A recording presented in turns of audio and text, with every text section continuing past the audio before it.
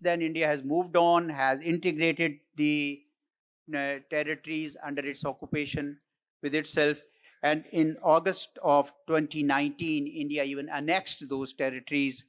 And the Supreme Court of India last month, not last month, in December 2023, had sort of sanctified the actions taken in August 2019. Pakistan, of course, remains committed to resolving this issue and this dispute peacefully. But we also see that India is not ready to engage with us meaningfully on how to resolve it. Now, the two countries have fought wars on this. The two countries have also attempted several peaceful resolution of the dispute.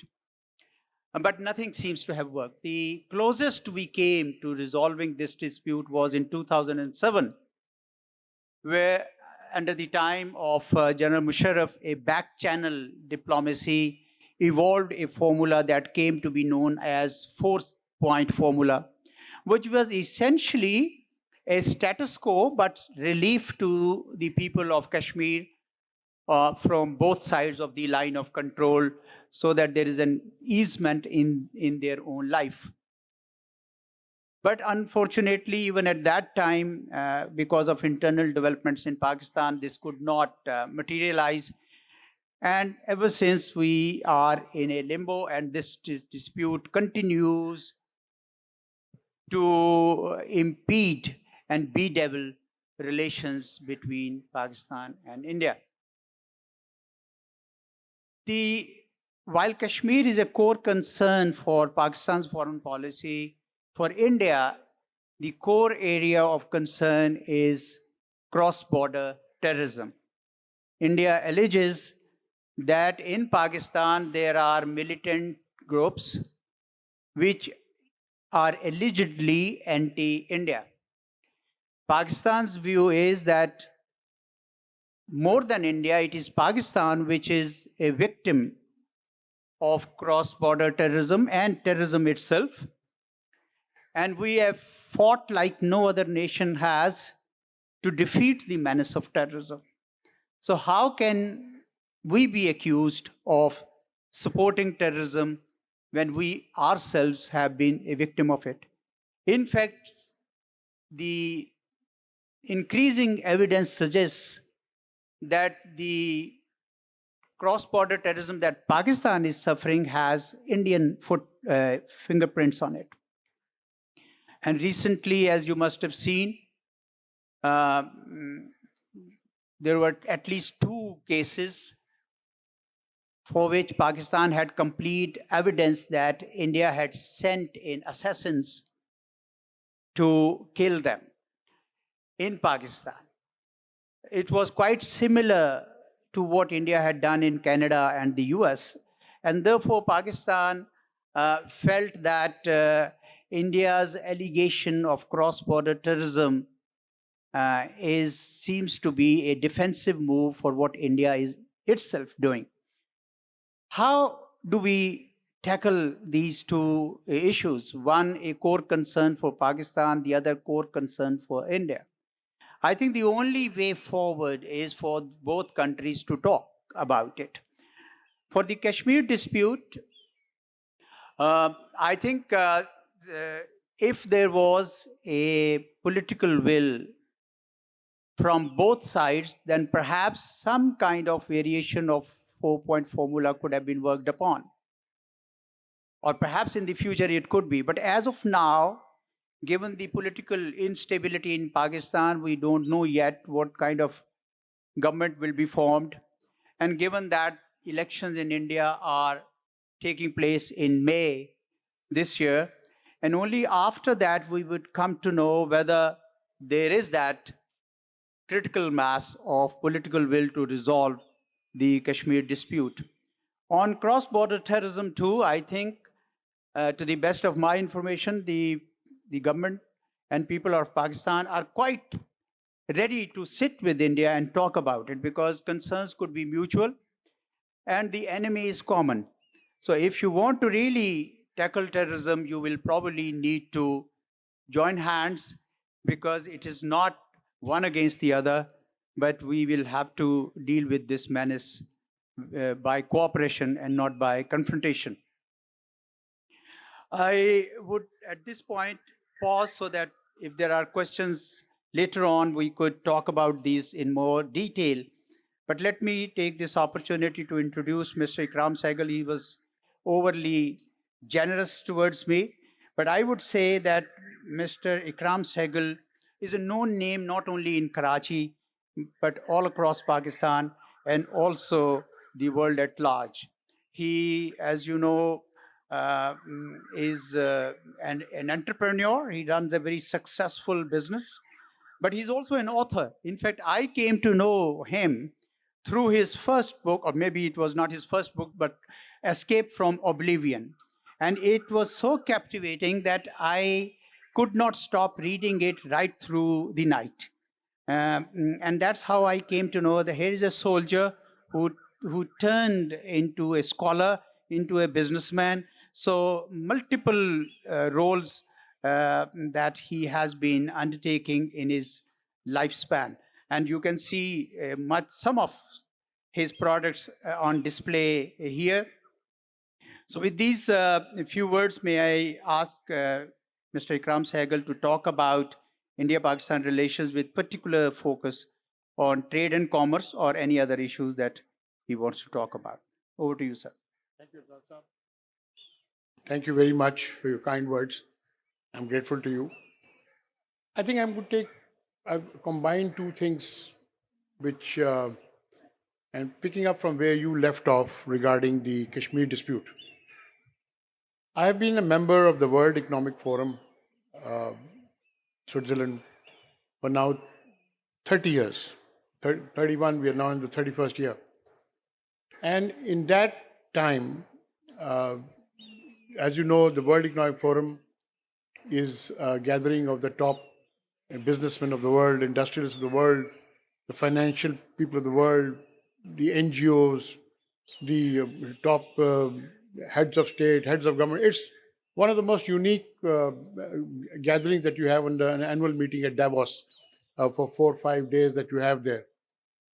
But overwhelmingly, for the last 30 years that I've been there, it's been dominated by Indian businessmen. And because of the Indian businessmen, the Indian government, obviously, and the Indian government has been very, let us say, intelligent in letting the Indian businessmen put across India's image.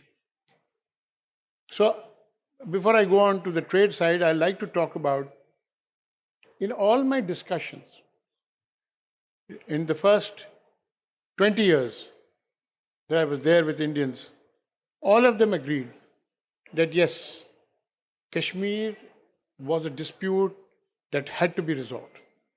And that, yes, Pakistan had a genuine grievance which needed to be addressed. 10 years ago, as Mr. Modi came in, this thing completely changed. None of them are even ready to discuss Kashmir anymore.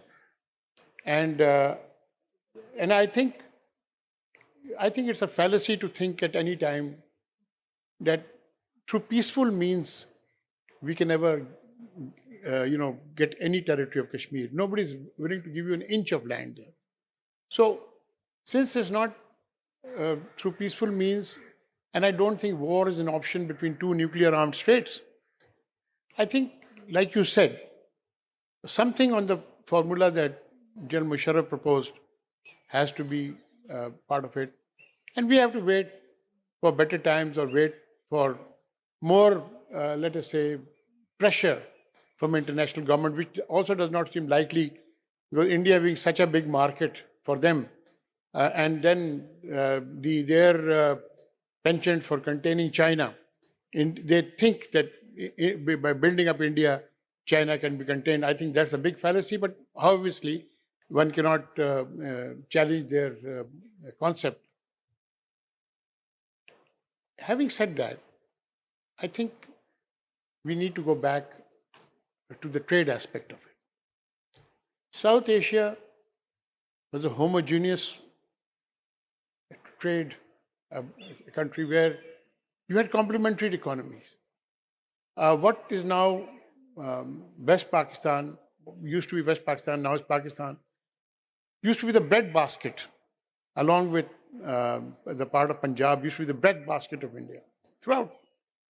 And if you read Shashi Tharoor's books and you read William Dalrymple's book, you would understand that 8 centuries ago, 27% of the world trade emanated from India. 27% of the world trade. And of that 20%, almost 80% came in from the area which is now Bangladesh, Assam, etc. Obviously, this changed after the British came in and they had requirement of building Manchester and Liverpool, etc. And they took textiles away from that area which used to produce textiles. But that did not take away the fact that you have enough wheat, enough rice, enough cotton. So if a country can feed and clothe itself, or an area can clothe and feed itself, if we had had a common market, which could have been possible if we had resolution of the Kashmir dispute, then possibly we could have gone somewhere.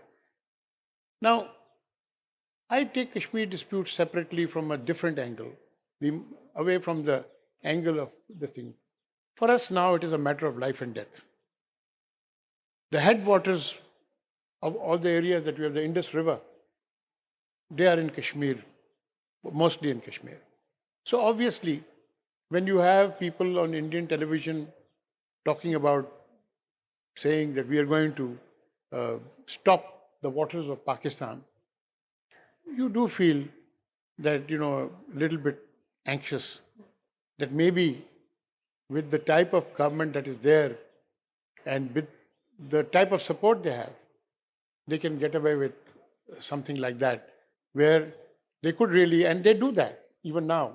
During the floods, when we need the waters to be controlled, they release the waters and we have floods here. When we need waters, that is there. But even then, it's not to the extent that we are really stressed out.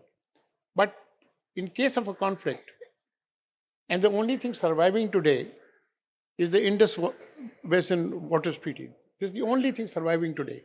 Even that could be then become a matter of dispute. And then we really have a problem. So I think the only way to go back to it is to go back to the model that European Union gives to us, to say, okay, fine, we will resolve the disputes, but in the meantime, let us start trade.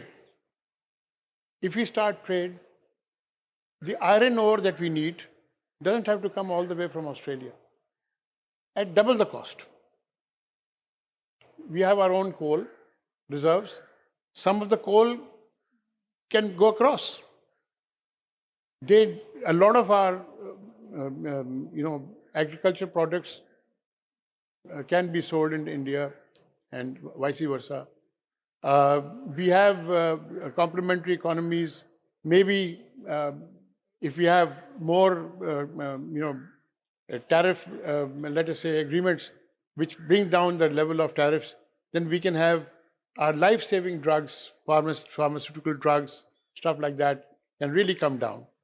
So maybe we can go back to that, provided there is a great role in, I say, much more dynamic initiatives for coming to some sort of resolution, an interim resolution even, but something that gives us hope that in the future we will have a better relationship. Now, I go back to a little bit of politics and in fact in South Asia. Uh, Bangladesh, East Pakistan became Bangladesh.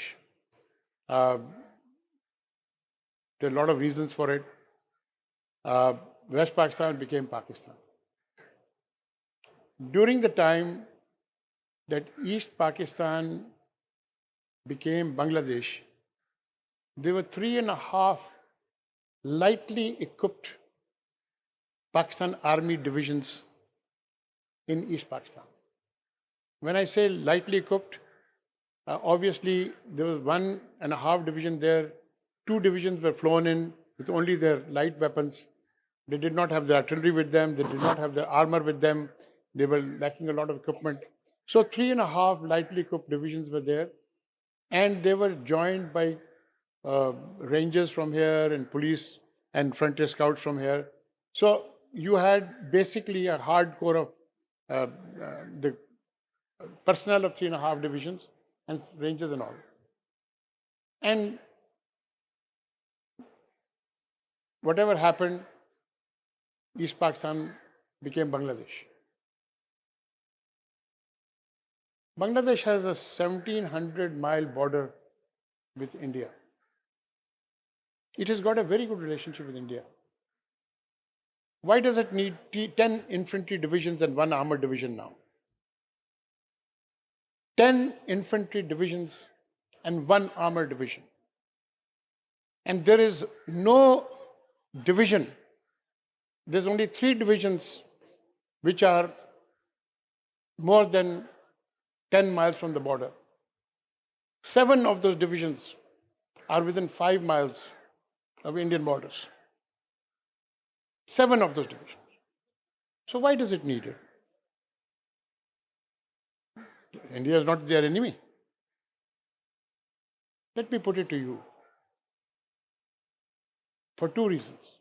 One, that Bangladesh, of course, do not want to have India's hegemony now because they have built up their forces. Number 2,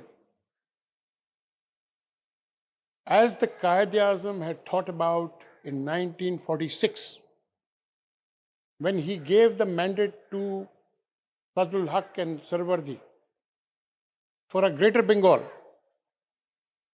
he said, do not worry about the name. If we can get West Pakistan, which is of the Muslim states, and if we have Bengal, which composed of Bengal and Assam, right? However, that came to naught because it was seen through. Incidentally, all the states in Assam today are in turmoil. 70 years later, today, you can open the newspaper, you find that there's been an attack in Manipur, there's attacks in Assam, Nagas, Mizos, right? So you have all these states in turmoil.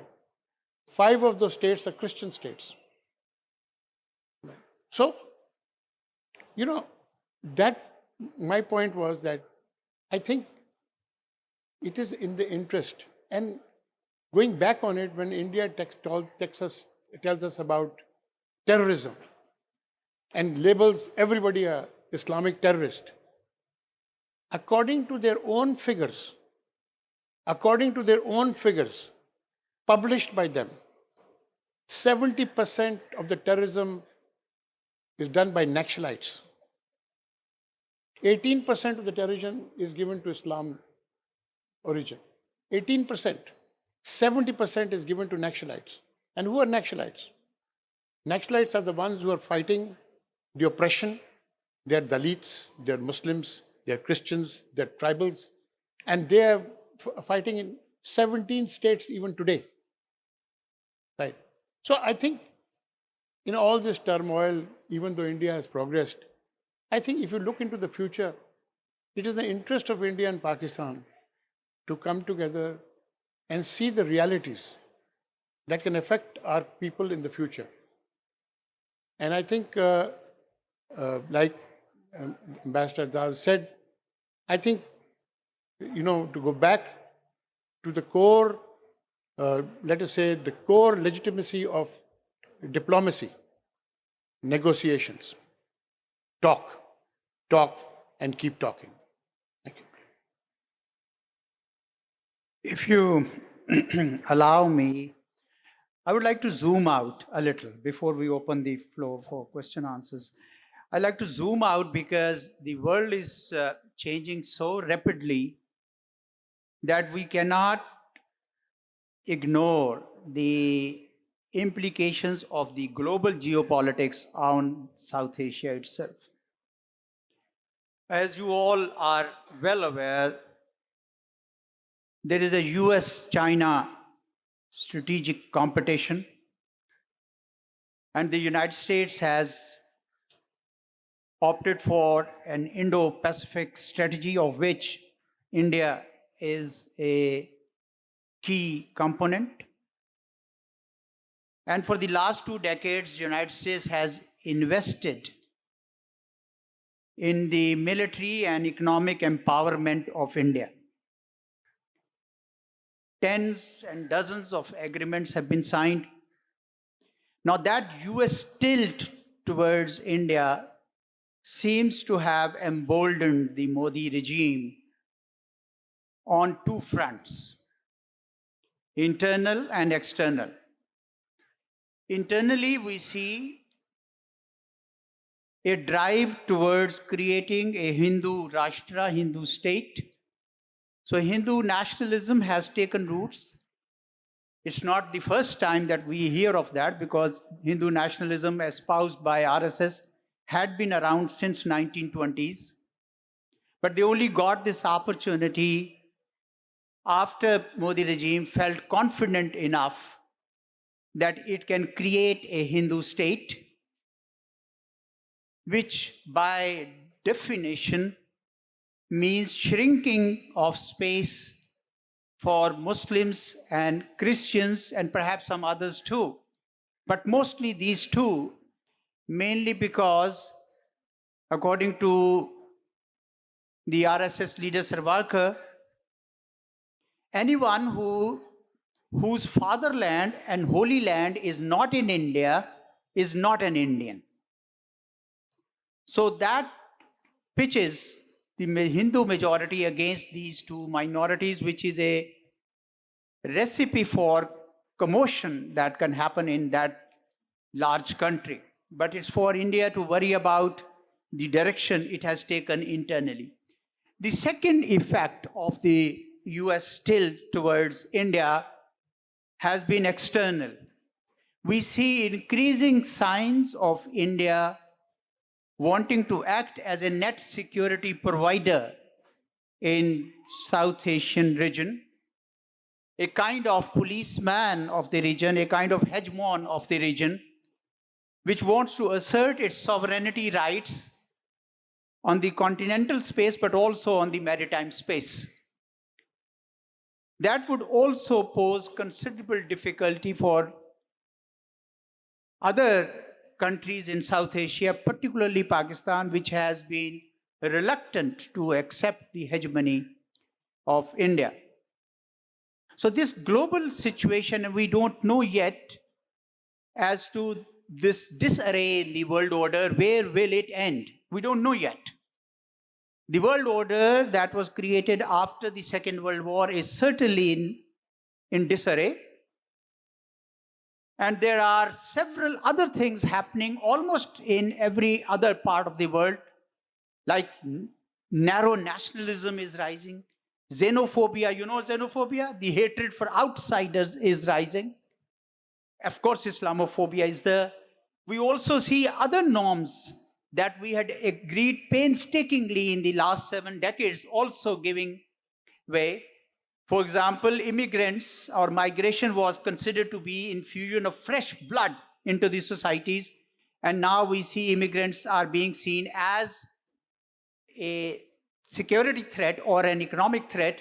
We also see free trade being impeded by protectionism. So now all that global scene and different other areas of contestations like Ukraine and Gaza I think all that is also having an impact on South Asia. So it's not that South Asia is operating in a silo. South Asia is, of course, connected to the rest of the world, and that also is, in a way, happening. So it reinforces the point that Mr. Sehgal was making, that it would be in the benefit of both countries if at this time of flux, if this time of great transition, that both countries are able to put their act together and cooperate rather than confront each other. And I want to tell you that there is a degree of desire within the Indian body politic. For example, a recent book that came out, In Pursuit of Peace, which was published posthumously by Satish Lamba, and there was an inaugural session of that book, and there were 5 former Indian high commissioners sitting on the podium, and in each one of them unanimously called upon their government to normalize relations with Pakistan. Because they can see, as can many other thinkers, that India's global and regional profile cannot go up unless it can take the region along. And within the region, of course, Pakistan.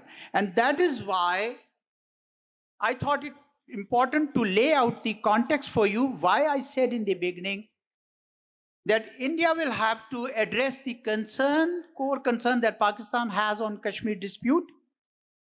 And Pakistan will have to address the core concern that India says it has on cross-border terrorism. Both will need to sit and talk about it. The Kashmir dispute cannot be wished away. You know, the bonds of the people of Kashmir and the people of Pakistan, particularly northern Punjab, have been centuries old in faith, in language, in cuisine, in culture, and they cannot be just wished away by 70 odd years of subjugation. So that's why I say, if you zoom out, you would see that you would need to resolve the Kashmir dispute if you want to see South Asia as a region not unravel but move forward. And same goes for cross-border terrorism. I don't think Pakistan is shy of discussing that subject, because we ourselves have taken so much pain and spent considerable energy in countering this menace. And it makes perfect sense for us to talk to India so that they don't create any problem with Pakistan. So there is a real solid reason for Pakistan to be talking about terrorism with India. So that's my take on this. Thank you, Ambassador. I want to add to that one more factor. And that factor is the Eurasian corridor. Today, you take China's BRI. China's BRI was a very ambitious thing of connecting Asia to Europe and Africa. Unfortunately, because of the Ukraine war, 3 of those routes, or even 4, are not possible in the near future. We only leave 2 routes open. One is through Pakistan, the China-Pakistan Economic Corridor, which can, if it goes through Taftan, it can connect to the old RCD highway and into Europe. And the other one is, of course, with China is readjusting its policy towards Burma, Myanmar, and you can see that there may be now a connection through that area.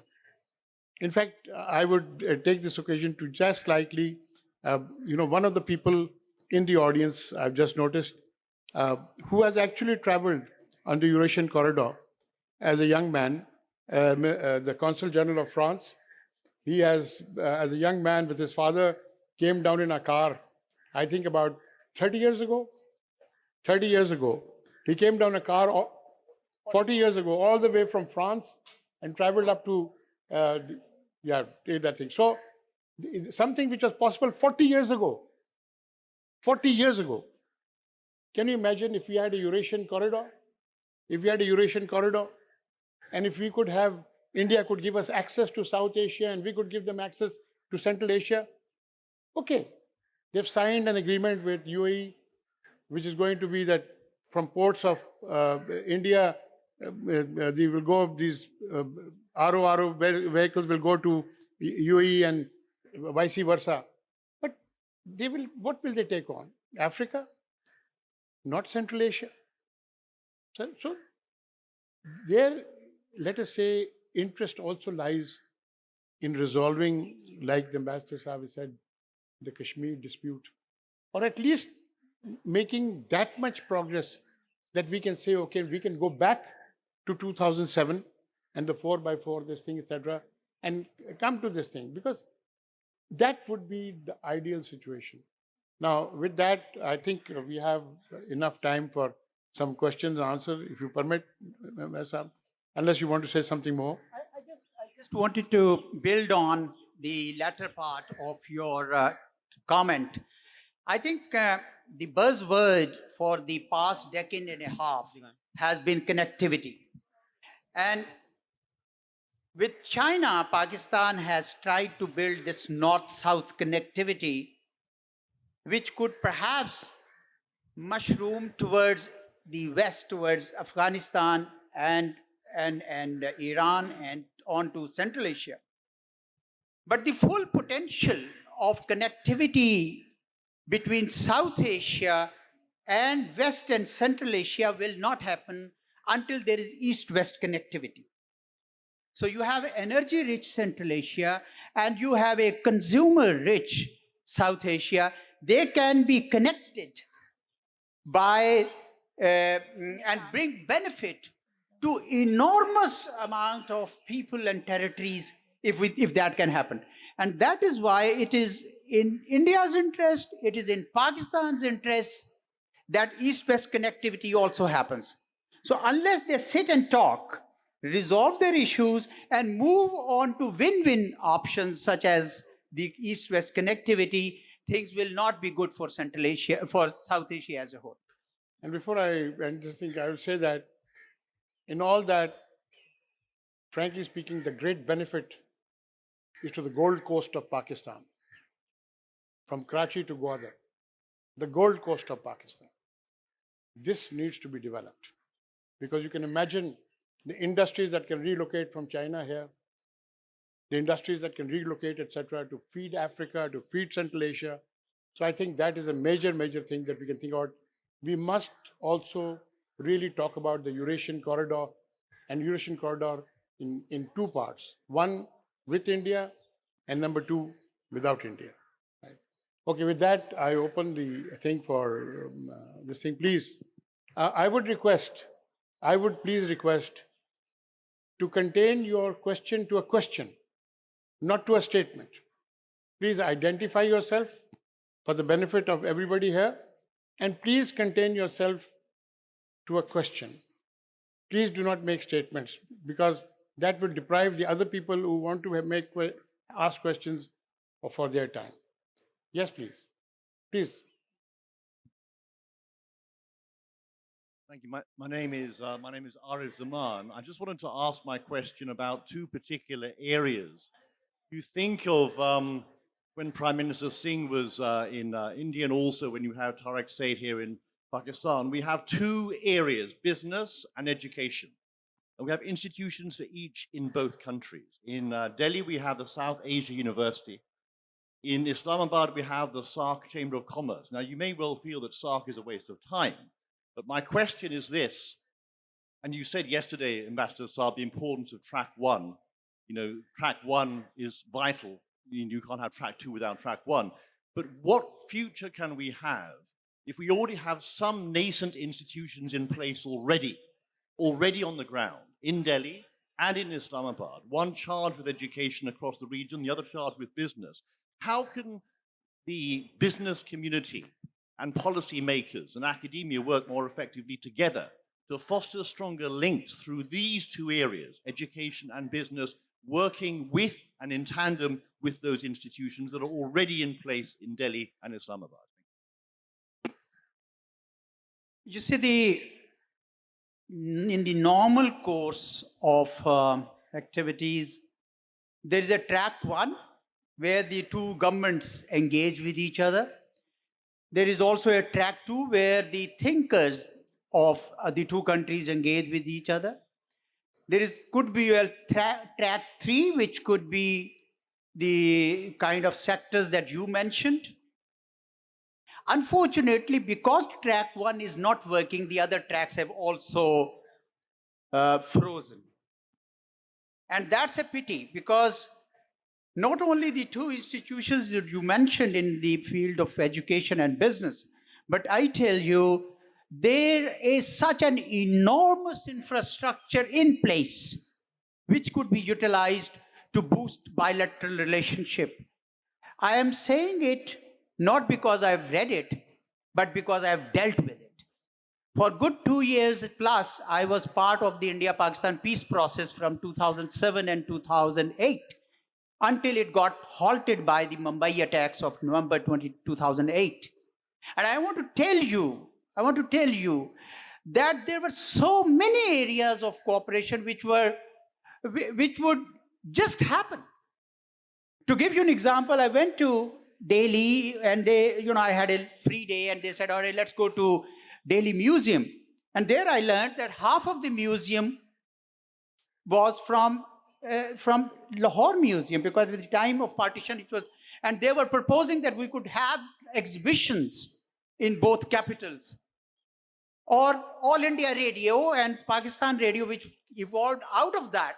So there are, dime a dozen areas on which things can happen, provided the leadership of both countries comes to an agreement to allow all these fountains of cooperation to fester and come up.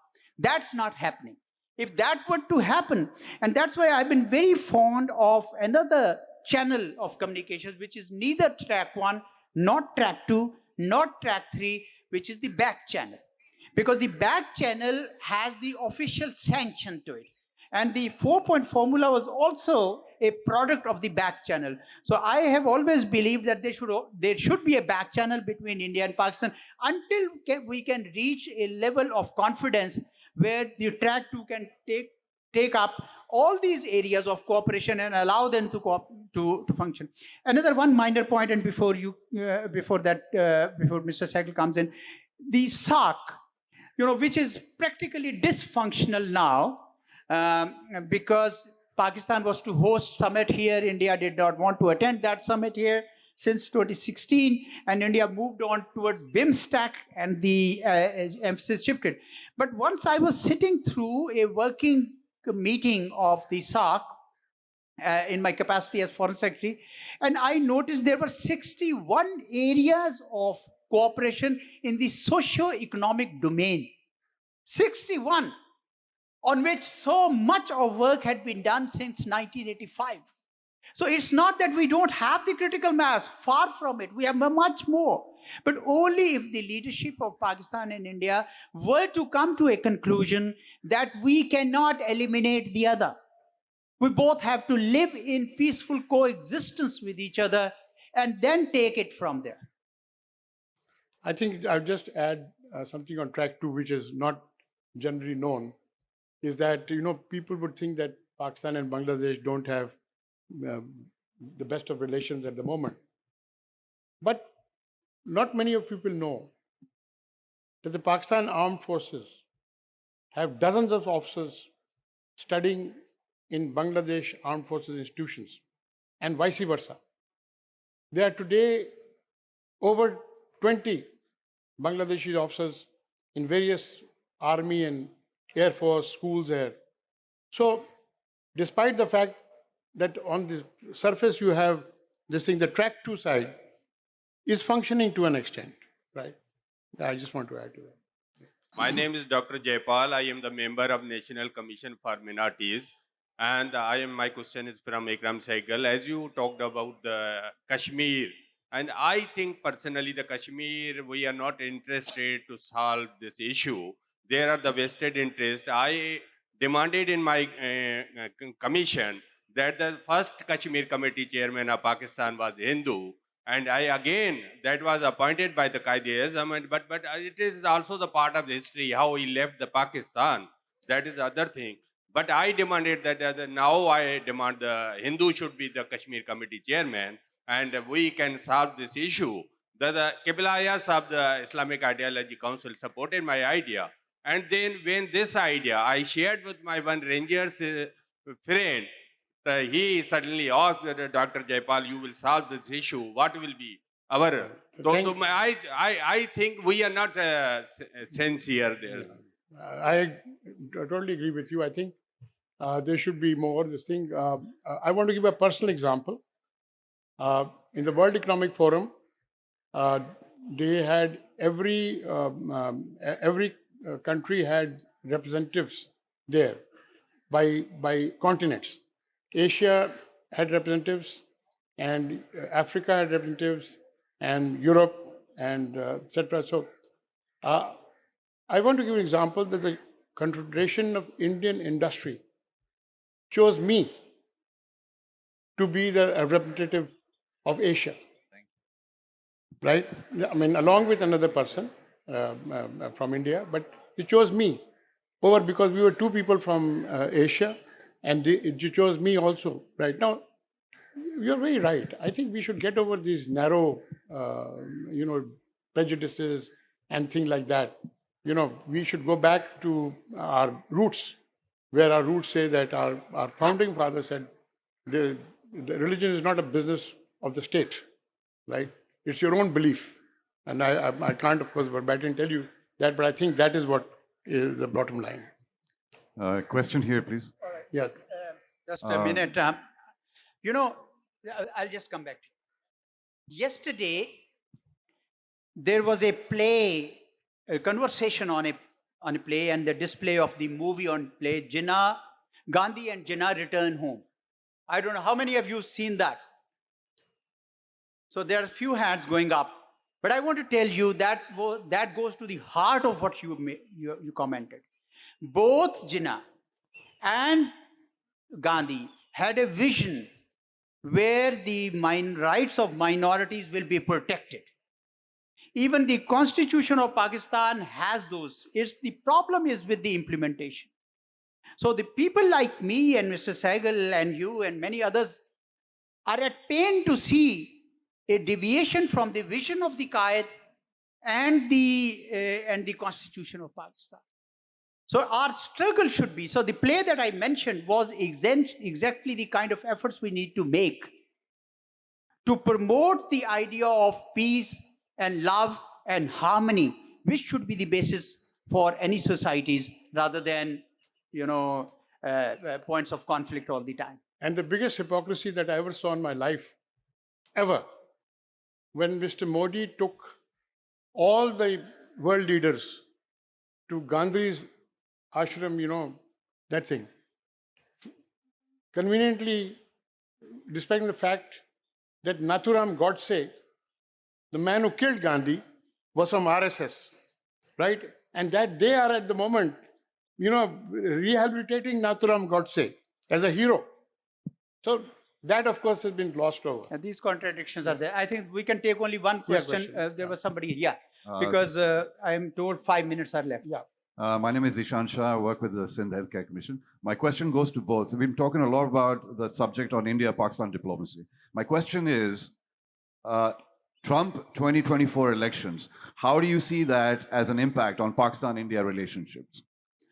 Well, if the predictions that are being made of Prime Minister Modi winning that election, we don't know yet.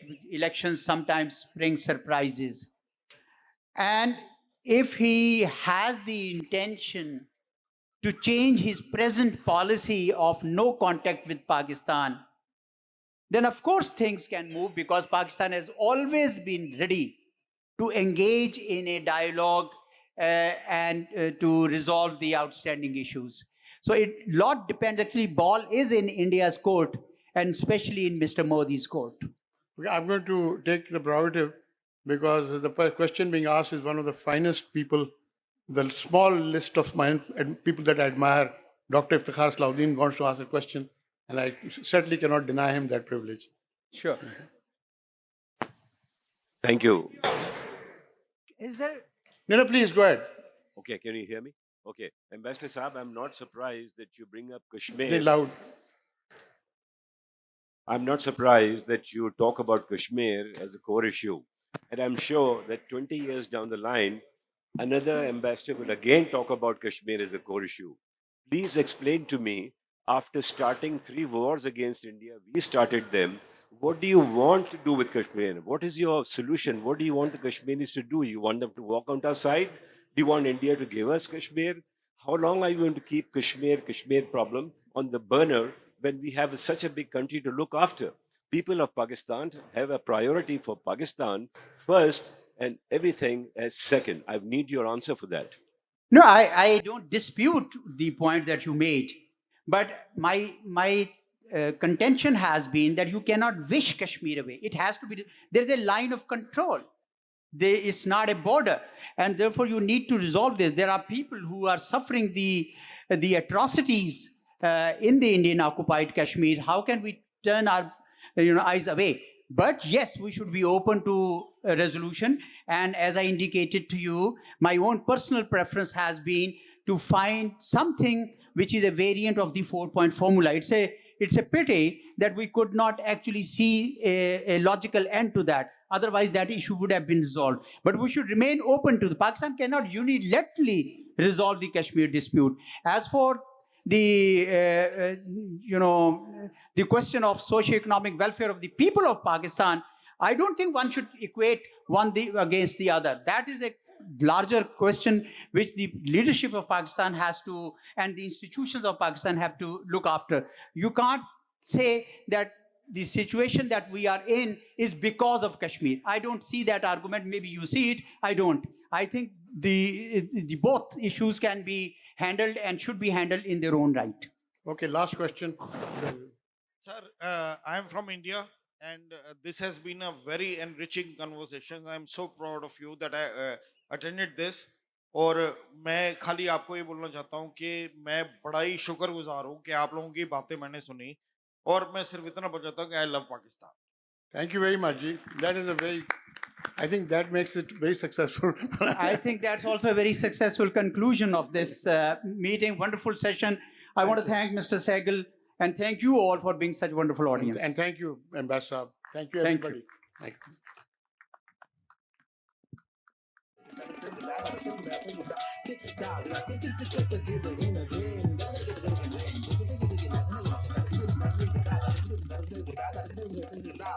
Tá.